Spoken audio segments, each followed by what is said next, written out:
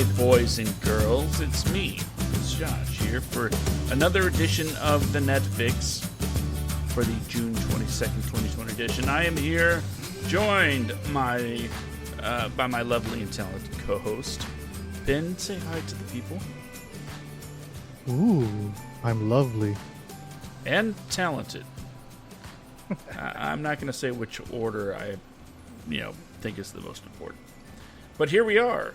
It is Monday, June 22nd, 2020, and we're here to tell you everything that's coming to Netflix instant streaming this week. But, spoiler alert, we're also going to tell you what's leaving at the beginning of the month. Next month, July. So we are giving you enough heads up to watch these titles that are going to be leaving when July rolls around. And there's some good ones leaving, too. It's unfortunate. Sad thing is, movies, TV shows can't stick around forever. Now, I mentioned it last week, another sad thing about everything when it comes to Netflix is how they have that deal to run the CW superhero shows 2 weeks after their finale airs on CW. And for Arrow, Supergirl, Legends of Tomorrow, and The Flash, Black Lightning too, it went off without a hitch. All the titles dropped, and it was a beautiful thing. I actually had not watched a single episode of Black Lightning before it became entwined in Crisis. But I binged the first 2 seasons, and my God, that is such an amazing show. So,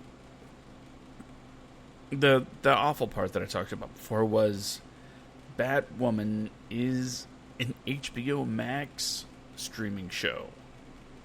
So, yeah, I just want to state again, for the record, Netflix, do what you have to do to get at least that one episode of Batwoman for the Crisis series to be completed on Netflix. Yikes. Kind of sucks that there's a missing element to this. So I wanted to begin the show by just imploring you, Netflix. Do you know if Stargirl's going to be a part of Netflix, or they're adding that to HBO Max or the DC streaming service? Do you know anything about that? I have not heard any news about that either way. What premieres this year? Oh, Stargirl's already on episode 5. Oh, okay. Yeah, it airs on every Mondays this year. Yeah. So no, I believe no word on that, I believe Doom Patrol comes back this week. I think. Yeah, but that's not part of Crisis, right? Right. Right, but is that on the DC app or is that HBO Max? That's DC. Okay, so they're going to keep their streaming service then. Because yeah, as far as I know. I was a little bit confused as to why does HBO Max have some of the DC comics, especially the older stuff. Well, I know they're about to lose a lot of DC movies. HBO is. Oh, okay. Because not just the Christopher Nolan movies, but the older movies. I don't know if you... one of the... I think it was... I think it was... I don't know if it was the one of the first 2 or 3 Batman movies, but I know for the cheesy Batman movies... I think it was the creator or the director passed away recently. I saw it on the news.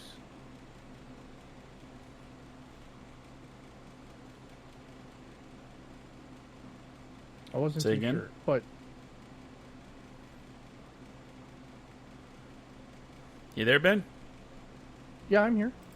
Okay. I'm sorry, I didn't catch what you were saying. No, I was just saying that I think it was the director or creator or producer of some of the older Batman movies passed away recently. Oh, That's yeah. only why I started reading a lot of the Batman stuff. I just posted about it over at Semicore Studios on Facebook. It was Joel Schumacher. Yeah. He's responsible for directing the lesser liked Batman movies, Batman and Robin, Batman Forever. I know he did the Lost Boys, right? Yeah, With he Kiefer did the Sutherland? Lost Boys. He's actually had a pretty awesome career, which is why those two movies just seemed, pretty weird, especially for him. Okay, let's get the show on the road, all right? Let's start off with some plugs. If you want to listen to more of me, you can go to semicorestudios.com, semicorepods.com.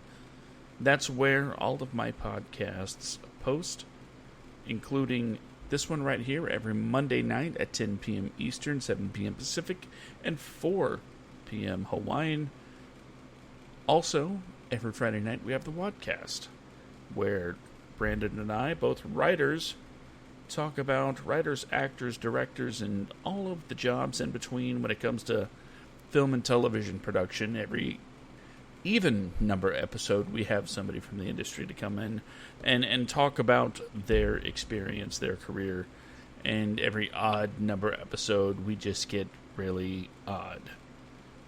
But also, every Saturday night, Ben and I, we have this little thing called the Backstage Slam. If you're into professional wrestling, that is the show to listen to when it comes to conversations about pro wrestling. And quite frankly, we are not a recap show. If you want to know what happened, there are other people that do it.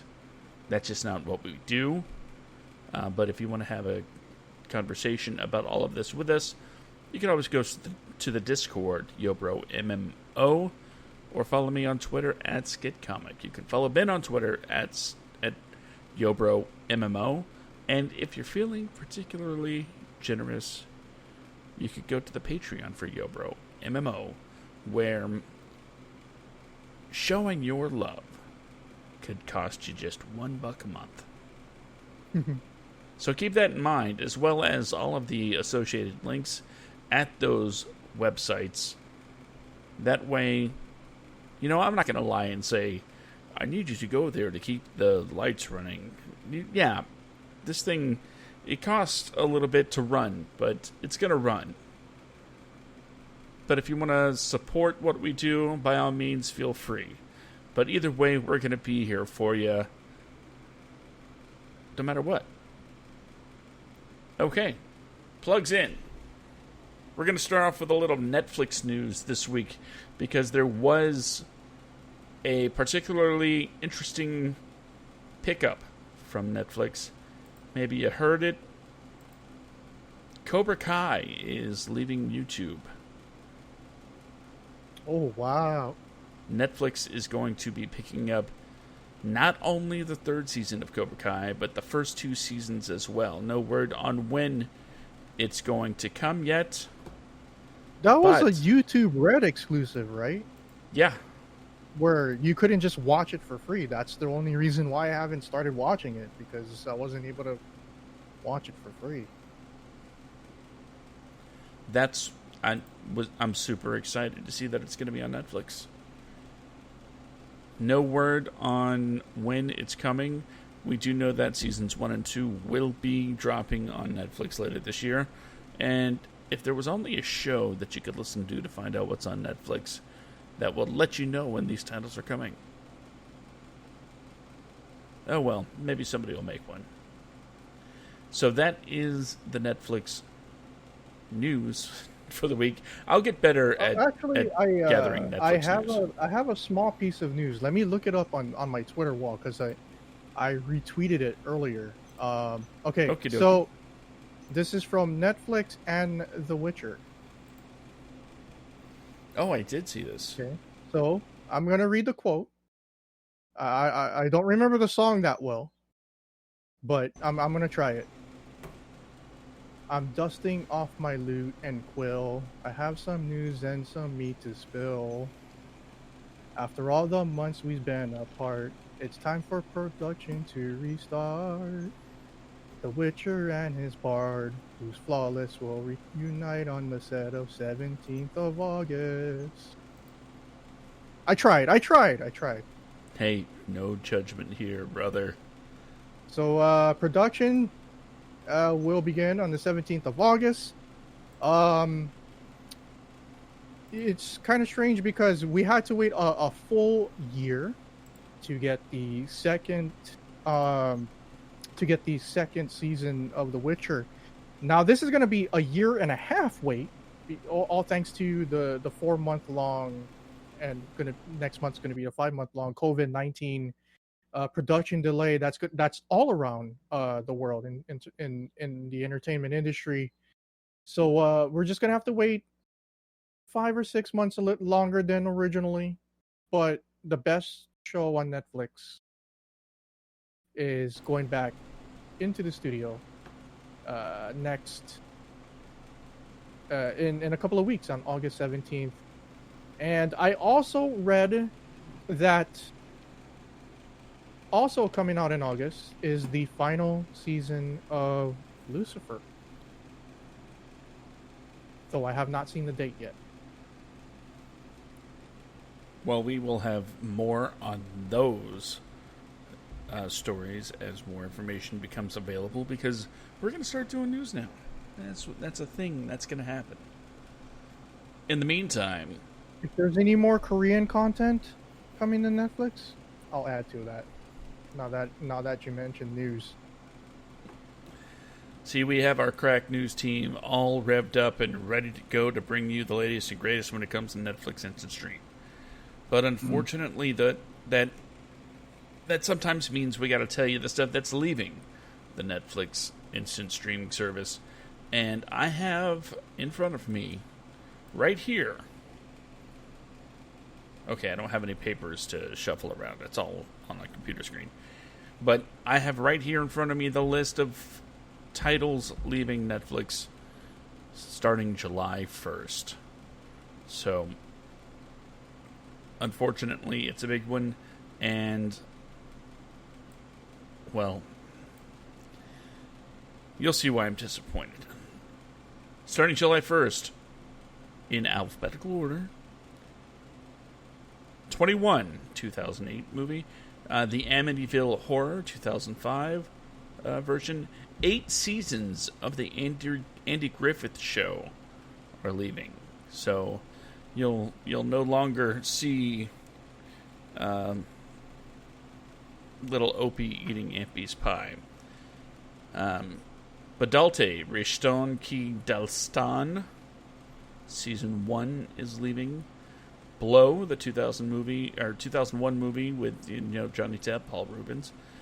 This one's a heartbreaker because it's a great movie and it's a heartbreaking movie. The Boy in the Striped Pajamas.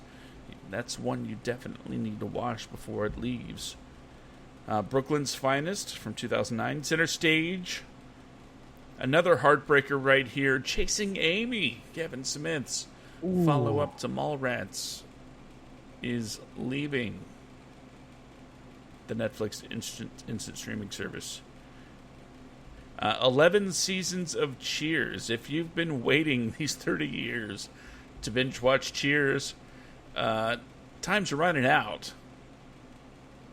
So get on that. I thought I read somewhere that there was going to be a Cheers reboot. I have not heard anything about that. It would be interesting, though. I think I read it on comicbook.com or IGN or some ridiculous outlet. Hey, man, I've only started gathering news for this show for like one day. But I should bring back Scop again for the third time. Just scheduling, it gets crazy. July 1st also loses Chitty Chitty Bang Bang, Dick Van Dyke classic. Chloe from 2009. Click. Adam Sandler's Click is leaving Netflix. It's to me, a pretty good movie. Cloverfield. Probably the first successful found footage film outside of, the Blair Witch Project. I'm pretty sure Cloverfield was before Paranormal Activity. Does that sound right to you? I think so. All right, 2008, The Curious Case of Benjamin Button. Brad Pitt playing a guy that aged backwards. I mean, I've tried to watch it a couple times. I'm not saying it's bad by any means, but it's definitely it's a long watch. The Duchess is leaving. El Barco is leaving. 1998's Elizabeth is leaving, as well as Elizabeth the Golden Age from 2007. Another heartbreaker, and this should be on your instant watch list. I think I'm going to give it another watch at some point before it leaves. Ferris Bueller's Day Off. 1986 Matthew Broderick film. A classic. Ghost Rider from 2007 is leaving. Happy-ish, with the one season, is leaving. Here Alone. Inception is leaving. It seems like that just came. Instructions Not Included in 2013. The Invention of Lying, Ricky Gervais film where he invents lying. Funny movie. It's definitely worth a watch. Julie and Julia. Kate and Leopold. Kelty Zindagi Ankh Mikoli. Yeah, I'm probably butchering that. Kiss the Girls is leaving. 1997 film. The Last Samurai. 2003. Limitless. The first season is leaving. Little Monsters. Mansfield's Park. The Mask of Zorro. The Antonio Banderas Zorro reboot. The Matrix trilogy is leaving. I swear, I just did a show that they were coming.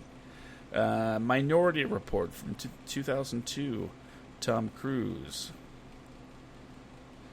Momo Salon. Season 1 is leaving. Operational Proposal. Season 1 is leaving. Patriot Games. Mel Gibson. Heath Ledger. No, that's The Patriot. Okay, Patriot Games. Harrison Ford playing Jack Ryan. That's what it was.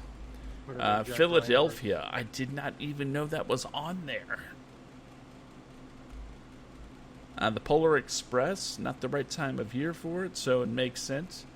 Race to Witch Mountain, 2009 version with The Rock. Razia Sultan. The Ring is leaving. Centragi, Season 1. Scary Movie. If you ever talk to me anywhere and you're like, what's up? The first thing I say is, chillin', killin'. That's where I got it from, Scary Movie. Sliver, 93. Stuart Little 2. 5 Tremors movies are leaving. 5. All gone. Mm-hmm. What Lies Beneath, and Yes Man. You remember that? Jim Carrey, I believe, plays a guy that has to say yes to everything. Those are all leaving on the 1st, so time is running out. Time is running out, people. You gotta check some of these out. On the 6th, The Fosters is leaving. On the 7th, NSU German History X, Season 1. Leaving on July 9th. If you've been dragging your feet on this, well, there's no way you can call yourself a fan at this point, because on the 9th of July, Solo, A Star Wars Story, is gone.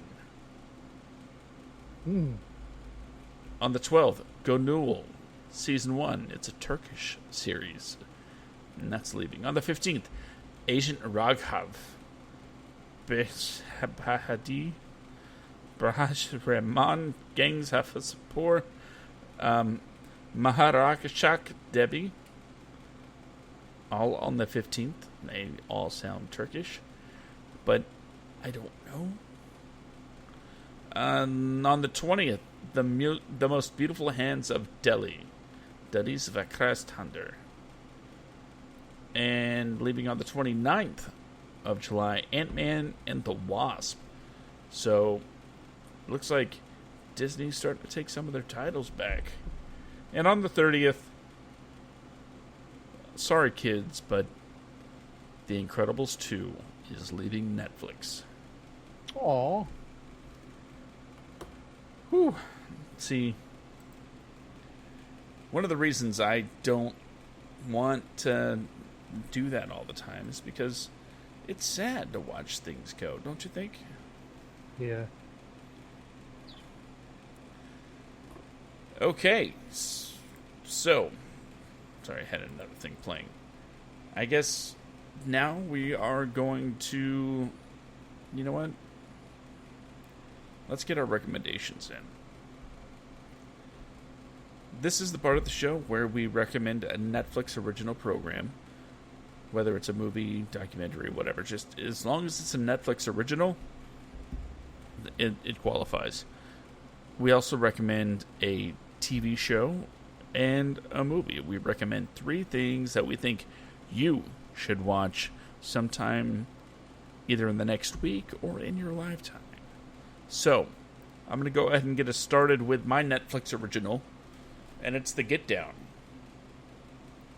If you are familiar with, hip hop from the 70s, then you might have an idea what this is about. It's about a group of teenagers that get together and battle during the infancy of hip hop, right as the dying days of disco are happening, and people are spinning records. It's executive produced by Baz Luhrmann, a filmmaker known very much for his style, and the show is very stylistic. But it is a wonderful storytelling of these kids starting their own hip hop group in Brooklyn, essentially. I'm sorry, South Bronx. Okay, I got that wrong. South Bronx. They set in the South Bronx of New York City in the late 70s. And it's excellent. So if you like music-based shows, and if you like style, especially in stylized filming that Baz Luhrmann is known for, then I recommend The Get Down. Ben, what's your first recommendation? All right, for my Netflix original recommendation. If you are a fan of stand-up comedy, then you will know this man. He is one of the hottest acts in the world of comedy. He is none other than the Filipino-American Joe Coy, with his returning to Netflix for his 3rd Netflix special called In His Element. It is filmed in the Philippines, the very first stand-up comedy special to ever be featured from Manila. The special reads more than a variety special than a typical stand-up special. The description for the show is basically Joe Coy celebrates his heritage by telling jokes about life as a Filipino American while highlighting the culture of Manila. Coy uses his opportunity to shine a light on other Filipino American performers by welcoming to the stage famed breakdancer Ronnie, who's a Grammy award-winning producer and songwriter, Indigo Pascual, as well as comedians Andrew Lopez, Joey Gila, and Andrew Orolfo, which are all pretty funny guys. I'm half Filipino. I thought this drew me in. I'm a huge Joe Coy mark, and it's definitely there is a stand-up part of it, but it's like if you've seen some of Dave Chappelle's other works before his recent comeback. Like if you take a look at the movie that he had, where he's up on stage, he's talking, and then it goes to a clip showcasing culture and stuff like that, and then go back to the stage, him telling jokes, and then it's a pre-shot segment. So it's not 100% a stand-up special, but like I said, it's basically a celebration of the Filipino culture and I really really enjoyed it. It was a really good laugh. But the thing that is interesting to me, what interests me is when is he gonna get his mom her own YouTube channel? Because of all the stories, like don't get me wrong, Joe Coy is one of the best storytellers as a comedian, and some of the bits that he does with his mom is some of the funniest things that I've ever heard. And Joe, get your mom a YouTube channel. And that's my Netflix original pick. All right. I'm going to move on to my TV pick. And I'm kind of cheating the system here, to be honest, because I'm not picking a TV show. I'm picking a web series that was collected and put on Netflix. It's happened a couple times, and each time it's happened, it's happened more than a couple times, actually. But ever since it's happened, I have not had a bad time watching these web series that got converted to Netflix. And this one lasted 6 seasons and stars Felicia Day. You might have heard of it. The Guild? It's called The Guild. Ooh. The I Guild did not know that was on Netflix. Oh yeah. It's a hilarious take up of. I did not know she recently just became a mother. That's awesome. I did not know that. I didn't know that either. But it is the story of a group of friends that play an online video game together, much like Warcraft. They are a guild, and the crazy shenanigans they get up to. And Felicia Day, put together the show, hoped that she could, get people over the, as it says, stereotypical man living in his parents' basement, being the only kind of gamer, paraphrasing there. And I think she did a great job with it, although some of the characters are very cringy. The one in particular, their parenting skills leave a lot to be lacking, or a lot to be desired and left lacking. But just for an ensemble piece, especially for a show that was put together independently and just put online, and it did pretty well. So check out The Guild. Nice. What is your TV recommendation, Ben? My TV recommendation is another Korean drama that has finished its airing as of 6 weeks ago. It's a show called Hi Bye Mama. It's a family drama.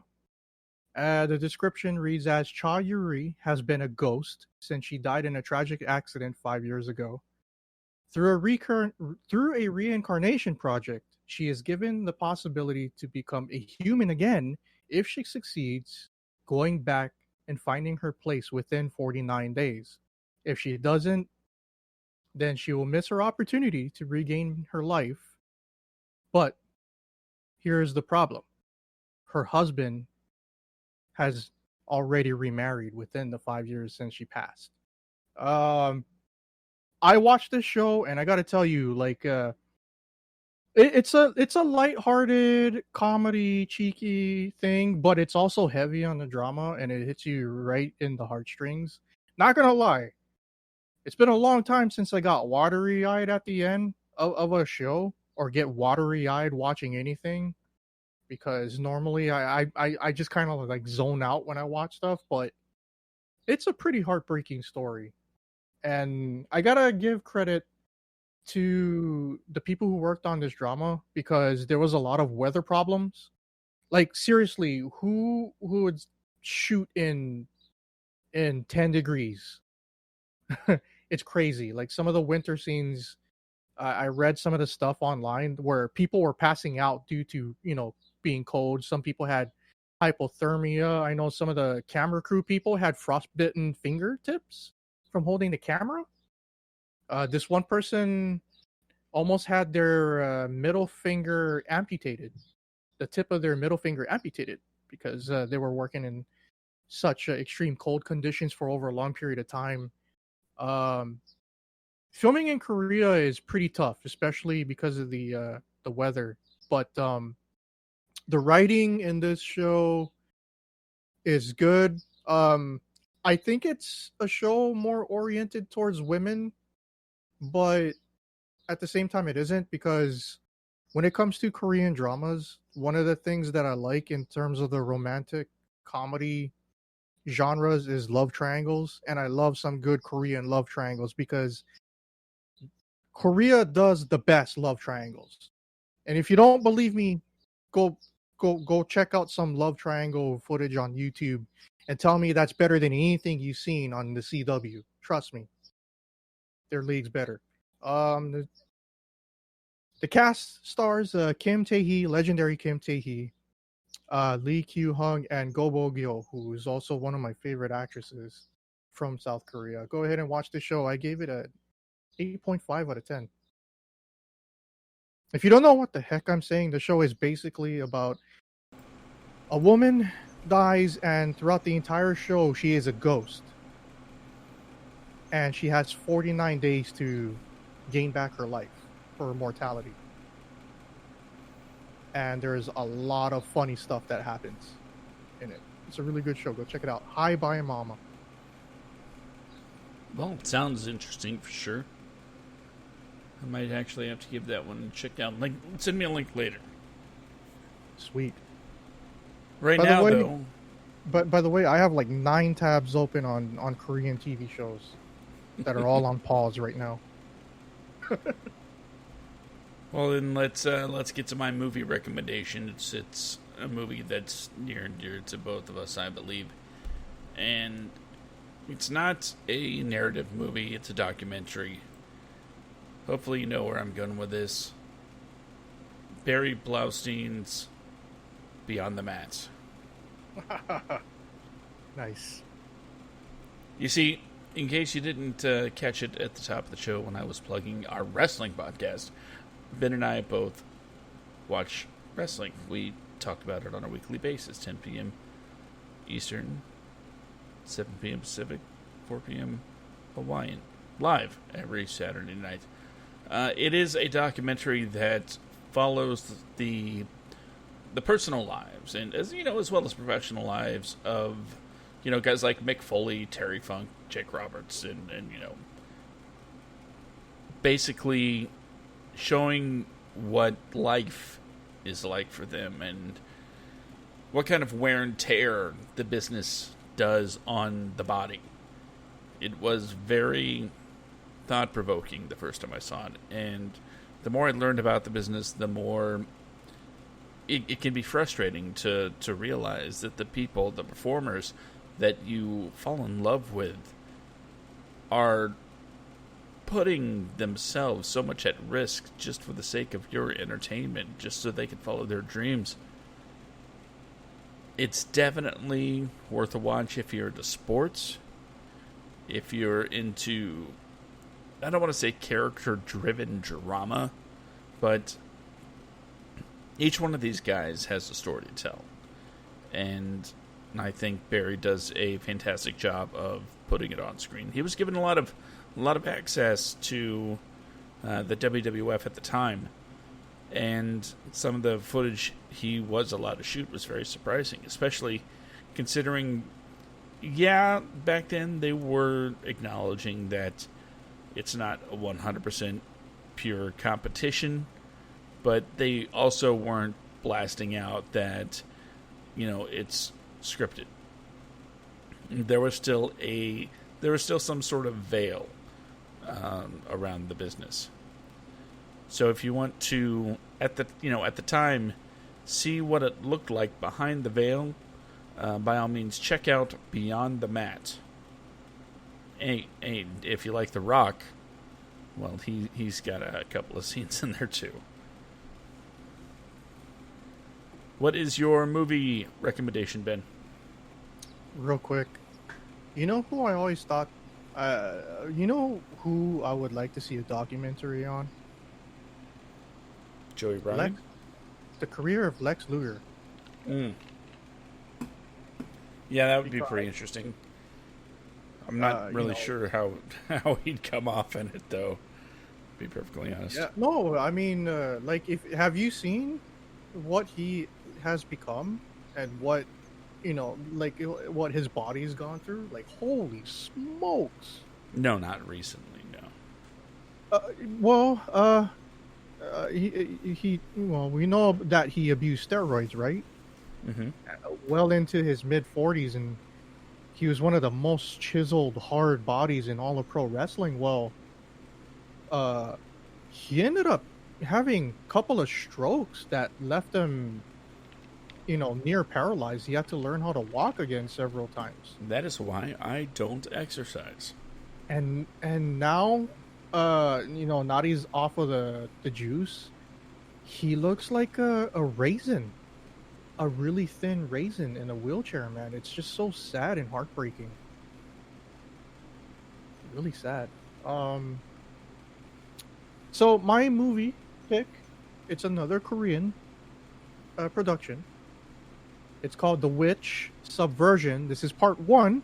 And the reason why I'm adding this to the list, not only has it become included in Netflix recently, as of last week, but they have announced that they're going to be releasing a sequel. The second part to this movie is going to be releasing in Korea later on this year and worldwide next year, early next year.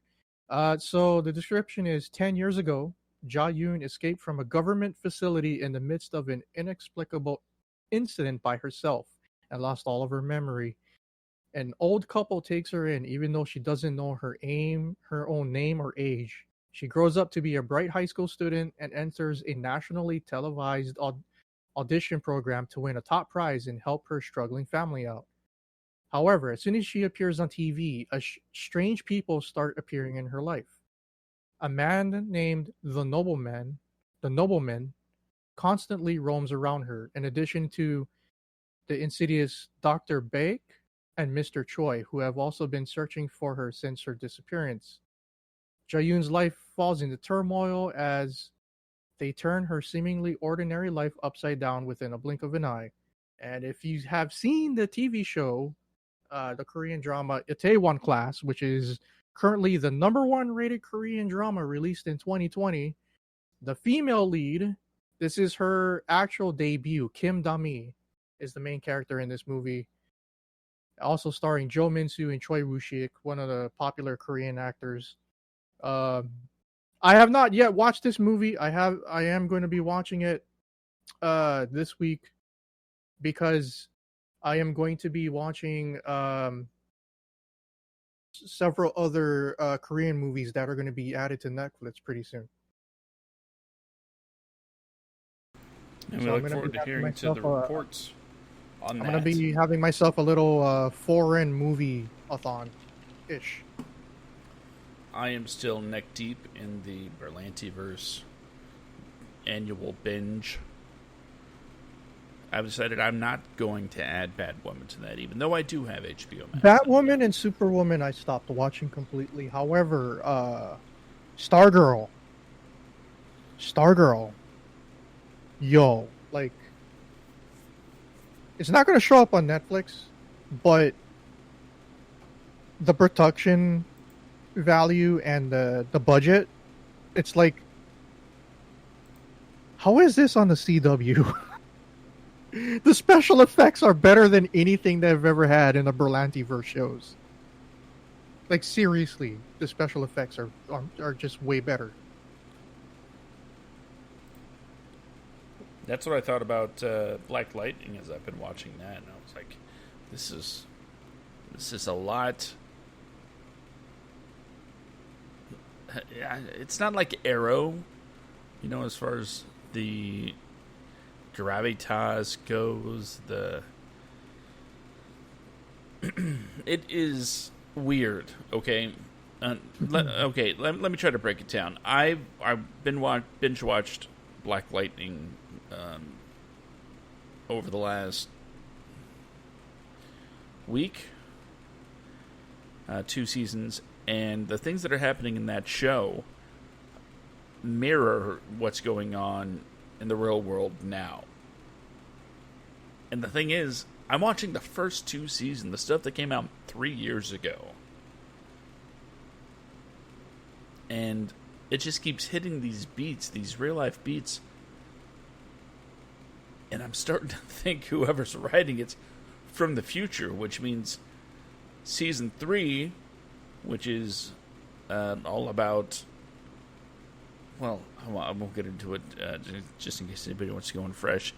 Well, it's a scary thought if that happens in real life. So there's that. Black Lightning has been a hell of a ride. But the show must go on. Right now we're going to do... By the way, there were only like 1, 2, 3, 4, 5... There were 6 new editions coming out in the next 7 days for Netflix. So, yeah, that's kind of why I've been expanding on this other aspects of the show. But we're going to go ahead and do today's top 10. The top 10 things that have been streamed on Netflix. The first is... it's called Magnetic. It reads... attracted to thrills across the globe, intrepid athletes venture to remote locations in pursuit of their extreme form of bliss. It's a documentary about... I'm gotta be honest, I didn't do any research into this at all, but I'm gonna say surfing? Yeah, that sounds about right. Huge waves, surfing documentary. That is the number 10 spot. Number 9, Space Force, Steve Carell's new comedy. Love it. Starring alongside John Malkovich. They do a tremendous job. They play off each other super well. It's not as... And Jimmy O. Yang. It's not as comedy as I was expecting, to be honest. That it's slightly more comedy than drama, but I also wouldn't call it a dramedy. Like a spoof. I thought it was just spoofing on the Trump administration and the whole Space Force thing. It's definitely very satirical, but if you're looking for political bias, it's hard to say because they have someone that is supposed to be a direct representation of AOC, but when they talk about the president, he's kind of a character that they don't mention by name, and his characteristics are he acts on a whim even if it's nonsensical, but they follow orders, shaking their heads like, I don't know what this guy's thinking. So yeah, it kind of lampoons pretty much everybody. So if you want to watch it, just don't feel like you're going to be offended because everybody's equally criticized, and it's not even direct criticism. It's very, very on the side, on the slide. Now, here's a surprising entry into the top 10. Number 8 is the 2008 movie Baby Mama. Tina Fey, Amy Poehler, Greg Kinnear. When straight-laced Kate learns she's infertile, she hires immature Angie to be her surrogate, inviting hilarity as both women prepare for motherhood. Yes, it's a great movie. Yes, it's new to Netflix, but it's still surprising that a movie that's 12 years old comes to Netflix and jumps into the top 10. Now, number 7 is on here. It's no surprise because 13 Reasons Why has developed quite the following. I've seen the first season and the first episode of the second season.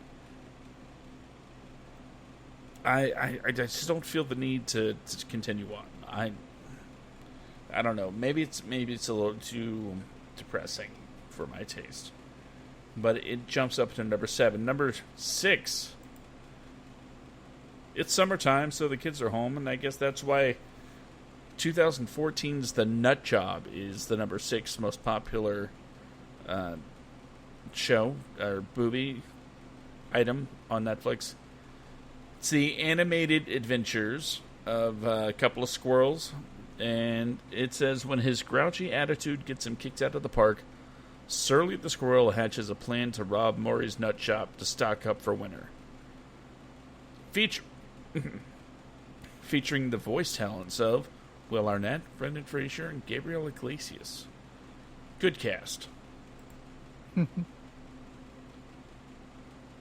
New at number 5 is Feel the Beat. A movie, excuse me, after blowing a Broadway audition, a self-centered dancer reluctantly returns home and agrees to coach a squad of young misfits for a big competition. I liken this to kind of a Bad News Bears for dancing, although it's rated G, so maybe it's more of a Mighty Ducks for dancing, where she goes in and, she becomes the coach. So maybe Sophia Carson is the new Emilio Estevez. Number 4, also a movie, but this one's rated TVMA. It's called The Lost Bullet. It's a Netflix original film, and Feel the Beat was as well. Facing a murder charge, a genius mechanic with a criminal past must track down a missing car containing the proof of his innocence. A single bullet. It looks to be a French film. And it's subtitled. And it's number 4. Interesting. Yep. Also, a Netflix original is at number 3, The Order. Yeah. 2 seasons available, rated TVMA. Out to avenge his mother's death, a college student pledges a secret order and lands in a war between werewolves and practitioners of dark magic. So, that is number 3. Number 2. You just finished it right before the podcast. So, is the number 3 spot, do you think, earned? Oh, yeah, definitely. Definitely. And considering that it's only been out for 48 hours, whereas the rest have been out for more than a few days, I think give it time, it might be number 1 before the weekend, maybe. Well, we'll have to see where everything lands next week. At number 2, a movie, hour and 54 minutes, 365 days. A woman falls victim to a dominant mafia boss who imprisons her and gives her 1 year to fall in love with him. It's a Polish movie. Did you hear that? Mm-hmm. It's not subtitled. It's not dubbed. It's in English, but it's a Polish movie, and it's number 2. And finally, the number 1 show on Netflix right now is a show. The first season just dropped, and it's called The Floor is Lava. Think Wipeout, except it's indoors, and you're not allowed to touch the floor because guess what? It's quote-unquote lava. I believe it's inspired by the video game of the same name that came out several years ago, built by an indie game developer. Could very well be. It's frustrating. And it shows people jumping from random item to random item to try and not touch the floor. It looks like it takes a... Hey, I seen some of the spills just from, when you highlight the show and you just see the video clips. Mm-hmm. There's some really gnarly falls, which is why I put it in my save to watch later list. Yeah. But like I said, I don't know, Netflix. We need MXC. Get that on Netflix. For those of you that aren't aware of MXC, it's the most extreme challenge. I assume you mean the original Japanese? Mm-hmm. Yeah, it's Most Extreme Elimination Challenge. okay. Think about it this way: Awesome English dubbed. before there was Wipeout, before there was uh, American Ninja Warrior, there was MXC. Crazy obstacles, crazy people, just crazy, crazy show. And, well, you never know who would show up. If you're into, Japanese media. So, yeah, that was one of those things that you watched when it was really late and you're with your buddies, maybe knocking back a couple, and you're like, "Yeah, this is the greatest thing ever." But it really was. It was When hilarious. SmackDown was on UPN, it was preceded by MXC. They should get MXC. I think that would be a pretty good pickup. They should reboot it. Yeah. So like it was MXC, SmackDown, and then Drop Dead Fred after SmackDown or something like that. I don't know. Something like that. Okay, that was the top 10. I guess it's now time to talk about all the shows that are coming to Netflix for the week of June 22nd. 52 minutes into the show, we're getting to the list. But that's good. That means we have plenty to talk about today. First up, dropping on... Where is it? June 23rd. That's, from our standpoint, that's tomorrow. Eric Andre, Legalize Everything.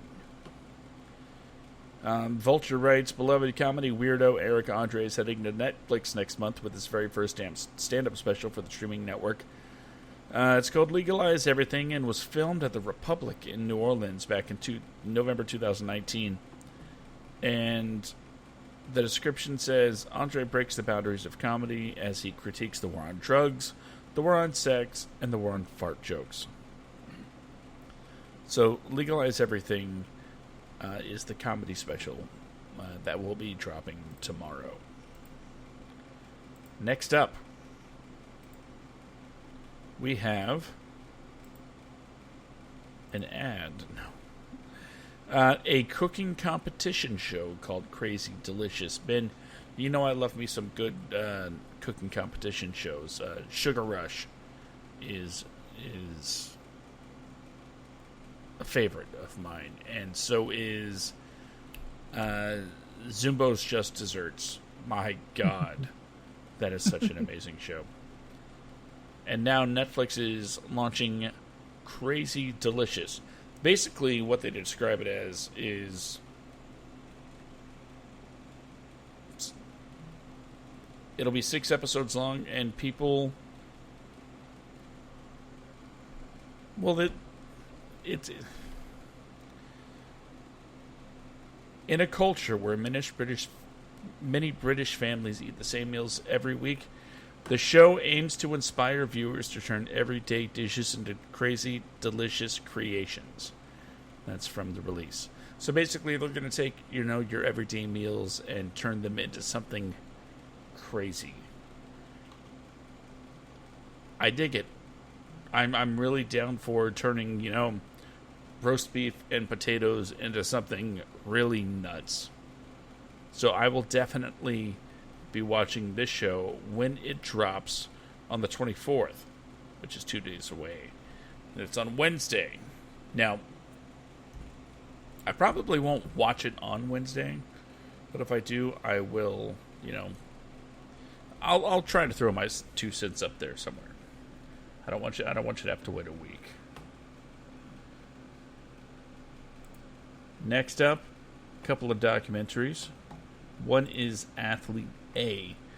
It's a documentary, a disturbing and illuminating documentary about the Olympic women's gymnastics sexual abuse scandal and how it examines the culture of winning at all cost, encouraged, even if it means covering up crimes. So it's a documentary about women's gymnastics and the awful people that would hide anything to make sure gold was achieved. And that is coming on the 24th. On the 26th, it's Home Game. It's about a young Ukrainian woman born and raised in the poor left bank suburbs of Kiev and is considered for the Ukrainian national football team. Soccer. 90 minutes, directed by Alisa Kovalenko. If you're into soccer, why not? Give it a shot. If you're into Ukrainian soccer, yeah, this might be made for you. And if you are, reach out at SkitComic on Twitter. Let me know who you are, because I think I just made your week. Finally, there's a couple of Netflix original movies coming. One that I have been dying to talk about forever, and the other, well, I don't know. The first one is coming on the 24th. It's on Wednesday. And it's called Nobody Knows I'm Here. Nadie sabe que estoy aquí. It's a Spanish language film. It's about Memo, who lives on a remote Chilean sheep farm.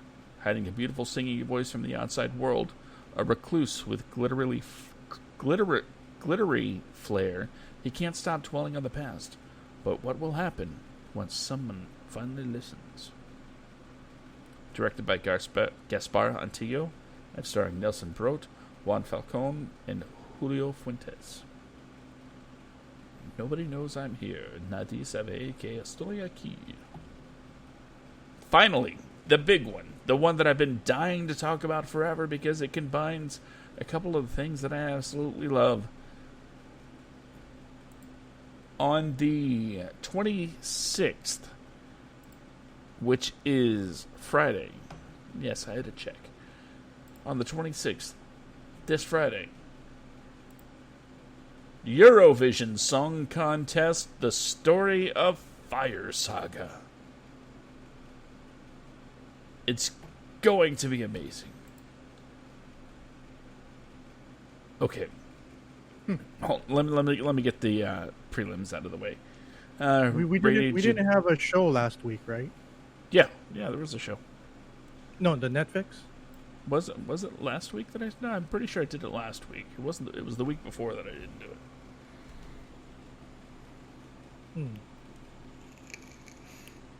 Okay. Directed by David Dobkin and starring Will Ferrell and Rachel McAdams.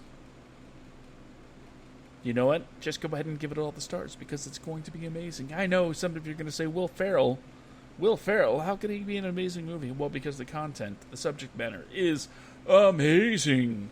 It was supposed to come out in May to coincide with the actual Eurovision Song Contest. And if you don't know what the Eurovision Song Contest is, here's a quick rundown. Every year, countries from Europe and a few other invitees put together a song competition, and they send representatives to the previous winner's country to perform. It's like a musical Olympics, except they perform their song, and each country gets to vote on who they think the winner is. So, yeah, a lot of the time the voting really goes along allies and enemies, and you don't just like vote for your single favorite. You vote for, I think, a couple of different people. Anyway, I don't remember how the voting goes. Either way. A lot of different talents, worldwide talents, have been broken out through Eurovision, and you get some really crazy songs sometimes. Yeah, you get your usual pop flair, you get kind of like the European R&B vibe sometimes, and you get a lot of like club music, but every once in a while Iceland will send like a death metal band or something, and it's just so weird sometimes. I mean, don't get me wrong, a lot of the songs are awesome. In fact, every year I wind up with a few more songs on my Spotify playlist. But it's just amazing competition to watch as representatives of all of these countries, and they take so much pride in representing their country by singing the song, and it's so good. So when I heard that there was going to be a movie about it, not just a movie, but a comedy starring Will Ferrell, and seeing the trailer and how outlandish it is, my first thought was, oh man, I think they're pulling back, because that's not nearly the craziest thing I've seen on the real Eurovision. So it is with great pleasure I'll be able to sit down and watch at least some Eurovision, because of course, due to pandemic, the actual Eurovision contest was canceled and moved to, well, it wasn't moved, they're just going to have it next year. And a lot of people, there's a couple of different schools of thoughts on this. Like, one, they picked who they wanted to represent their countries, and in the meantime, some people aren't coming back, and they're probably going to start the whole process over again. So the people that lost out on their opportunity this year with their song they're probably not going to come back next year for it, unfortunately, because it's not just we get the same artist every year. No, it's usually someone new. But where was I? Oh yeah. It's something I love, and I really look forward to seeing this movie, and that is coming out this Friday.